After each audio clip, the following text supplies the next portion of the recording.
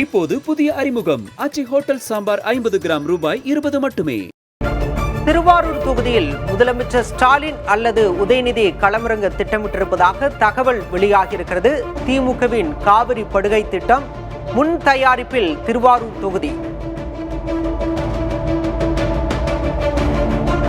தலைநகரத்தில் ஒருவர், சொந்த நகரத்தில் ஒருவர் என அறிவாலயம் யோசனையில் இருப்பதாக தகவல் வெளியாகியிருக்கிறது.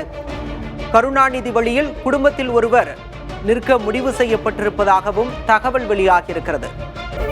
கடந்த தேர்தலில் காவிரி படுகை மாவட்டங்களில் மொத்தமுள்ள 33 தொகுதிகளில் திமுக பெரும்பாலான தொகுதிகளில் வெற்றி பெற்றது. திமுக கூட்டணியின் கோட்டையாக காவிரி படுகை மாவட்டங்கள் உள்ளது. 33 தொகுதிகளில் கடந்த முறை 29 தொகுதிகளில் திமுக கூட்டணி வென்றிருந்தது. திமுக, காங்கிரஸ், கம்யூனிஸ்டின் செல்வாக்குமிக்க காவிரி படுகை கடந்த தேர்தலில் 33 தொகுதிகளில் 29 தொகுதிகள் திமுக வசம் இருந்தன. திமுக கூட்டணியின் கோட்டையாக காவிரி படுகை மாவட்டங்கள் உள்ளன. காவிரியின் 6 மாவட்டங்களின் 33 தொகுதிகளுக்கும் திமுக குறிவைத்திருப்பதாக, அதனை நோக்கிய நகர்வுகள் இருப்பதாக தகவல் வெளியாகியிருக்கிறது. திருச்சி, தஞ்சை, நாகை, புதுக்கோட்டை உள்ளிட்ட 6 மாவட்டங்களில் உள்ள சட்டமன்ற தொகுதிகளை கைப்பற்றும் நோக்கில் திமுக தேர்தல் பணிகளை தொடங்கியிருக்கிறது. கடந்த தேர்தலில் 33 தொகுதிகளில் 29 தொகுதிகளில் திமுகவும் கூட்டணி கட்சிகளும் வென்றிருந்தன. கருணாநிதி வழியில் குடும்பத்தில் ஒருவர் தற்போது திருவாரூரில் களம் காண இருப்பதாக அறிவாலய வட்டாரங்கள் தெரிவிக்கின்றன. தந்தையா தனையனா யோசனையில் அறிவாலயம் இருக்கிறது. கருணாநிதி வழியில் குடும்பத்தில் ஒருவர் காவிரி படுகை மாவட்டத்தில் நிற்க முடிவு செய்யப்பட்டிருப்பதாக தகவல் வெளியாகியிருக்கிறது. தந்தையா தனையனா என்ற யோசனையில் அறிவாலயம் இருப்பதாக தகவல் வெளியாகியிருக்கிறது. திமுகவின் காவிரி வியூகம் என்ன என்ற கேள்வி எழுந்திருக்கிறது. திருவாரூரில் உதயநிதி போட்டியிட அதிக வாய்ப்பு இருப்பதாக தகவல் வெளியாகியிருக்கிறது. ஒருவேளை திருவாரூரில் உதயநிதி போட்டியிட நேர்ந்தால் ஏற்கனவே தற்போது அங்கு சட்டமன்ற உறுப்பினராக இருக்கக்கூடிய பூண்டி கலைவாணன் நன்னிலத்தில் போட்டியிட வாய்ப்பு இருப்பதாகவும் தகவல்கள் தெரிவிக்கின்றன.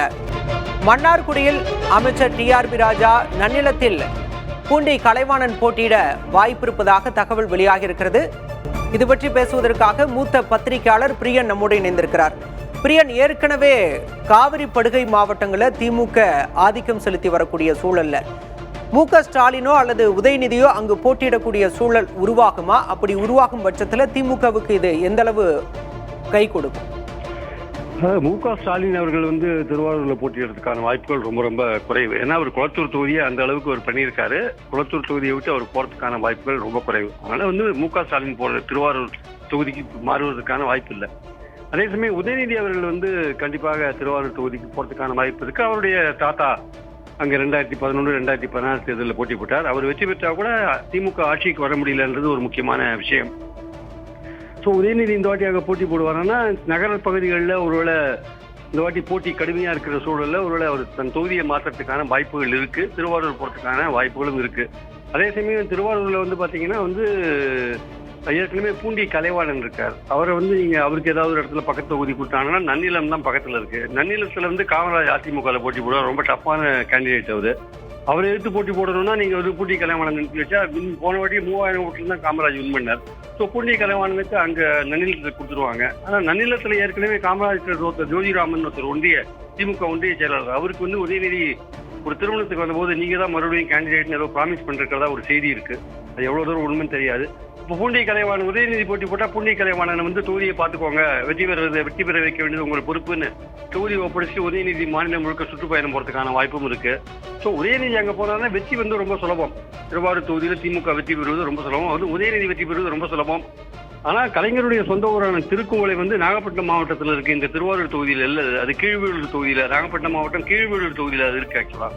ஸோ இந்த சூழல் உதயநிதி அங்கே போனார்னா வெற்றி நிச்சயம் என்பதில் எந்த விதமான சந்தேகமும் கிடையாது. 2011, 2016 கலைஞர் வெற்றி பெற்ற ஒரு தொகுதியா இருக்கு. அந்த 2 தொகுதி தேர்தலில் கலைஞர் வெற்றி பெற்றாலுமே திமுக ஆட்சிக்கு வர முடியவில்லை என்பது ரொம்ப முக்கியமான விஷயம். இல்ல, கலைஞர் வளர்ந்த நகரம் திருவாரூர், ஏற்கனவே அங்க சட்டமன்ற உறுப்பினரா இருந்தவர், அதன் அடிப்படையில சென்டிமெண்டா அங்க களமிறங்க வாய்ப்பு இருக்கும் இல்லையா? திருவாரூர்ல பல பேர்கிட்ட பேசும்போது இன்டராக்ட் பண்ணும்போது அவங்க சொல்ற விஷயம் என்னன்னா வந்து பொதுவாகவே டெல்டா மாவட்டங்கள் வந்து திமுகவோட கோட்டையா இருக்கு. திருவாரூர்லயே 4 தொகுதி இருக்கு. ஒன்று வந்து கூட்டணி கட்சியான சிபிஎம் திருத்துறைப்பூண்டியில் இருக்காங்க, ஒன்று ஏடிஎம்கே இருக்கு, மன்னார்குடி டிஆர்பி ராஜா திமுக, புண்ணிய கலைவாணன் திருவாரூர். அதனால வந்து திருவாரூர் வந்து கலைஞர் அங்கே பிறந்து வளர்ந்த இடம், படித்த இடம் எல்லாமே கரெக்டு. அதனால திருவாரூர் வந்து கலைஞரோட ஃபேமிலிக்கு வந்து ஒரு நேட்டிவ் பிளேஸாக இருக்கிறதுனால அங்கே ஒரு இயல்பான ஒரு ஈடுபாடு, அந்த மக்களுக்கும் இவங்க குடும்பத்து மேலே ஒரு இயல்பான ஈடுபாடு இருக்கும். வெற்றி பெறுவது வந்து ரொம்ப சுலபம்ன்றது எந்த விதமான சந்தேகமும் கிடையாது.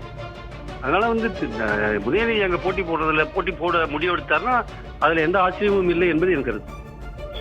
பிரியன், அதே நேரம் இப்போ திருவாரூரில் ஒருவேளை ஸ்டாலினோ அல்லது உதயநிதியோ போட்டியிடும் பட்சத்தில் நன்னிலம் தொகுதி பூண்டி கலைவாணனுக்கு ஒதுக்கப்படும் போது அது ஒரு யுக்தியாக பார்க்கலாம் இல்லையா? ஏன்னா காமராஜர் வேறு பகுதிக்கு பிரச்சாரத்துக்கு போக விடாமல் திருவாரூர்லேயே முடக்கலாம், அப்படிங்கிற நன்னிலத்திலேயே முடக்கக்கூடிய ஒரு சூழல் யுக்தியாக மாற்றலாம் இல்லையா?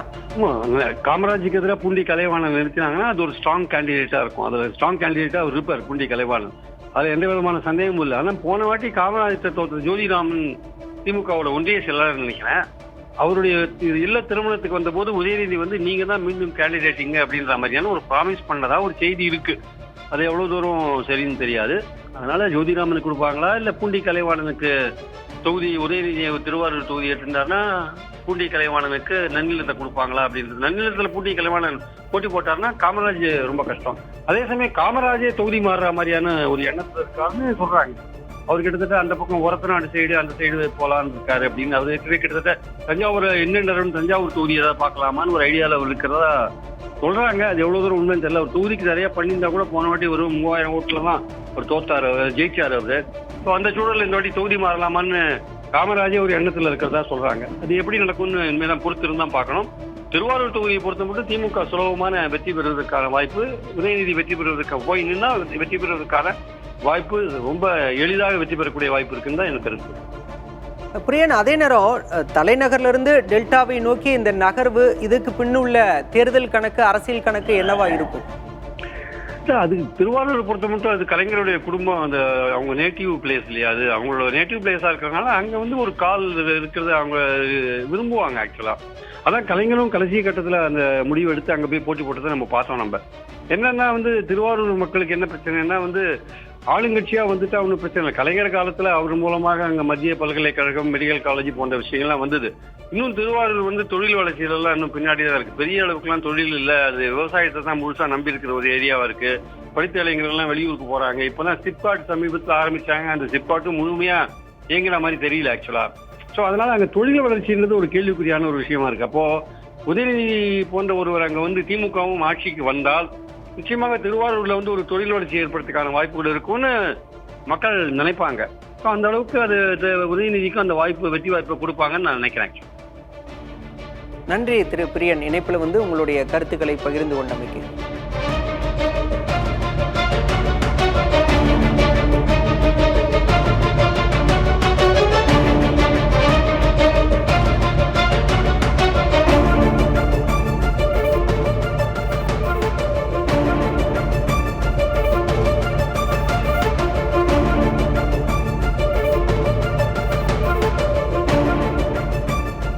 திமுகவின் காவிரி படுகை திட்டம் என்ன என்ற கேள்வி யுக்தி எழுந்திருக்கிறது.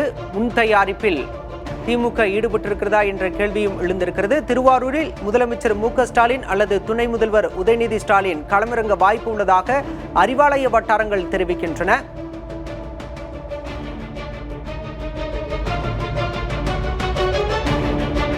தலைநகரத்தில்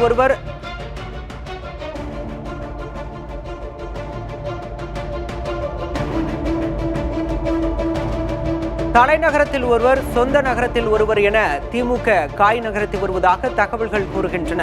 தந்தையா தனையனா என்ற யோசனையில் அறிவாலயம் இருப்பதாகவும் தகவல்கள் கூறுகின்றன.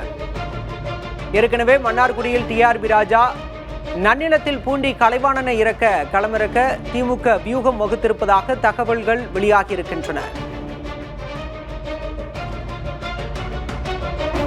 இதுவரை ஒரு முறை கூட அதிமுக வெல்லாத தொகுதியாக திருவாரூர் இருக்கிறது. கலைஞர் கருணாநிதியின் சொந்த நகரமாக திருவாரூர் இருக்கிறது. திருவாரூரில் தான் அவர் வளர்ந்தவர். மீண்டும் திருவாரூரோடு உறவை கையொப்பிக்கும் முதல் குடும்பமாக இருக்கும் என கருதப்படுகிறது. திருவாரூரில் உதயநிதி களமிறக்கப்பட்டால் திமுகவின் அரசியல் கணக்கு, தேர்தல் கணக்கு என்னவாக இருக்கும் என்ற கேள்வி எழுந்திருக்கிறது.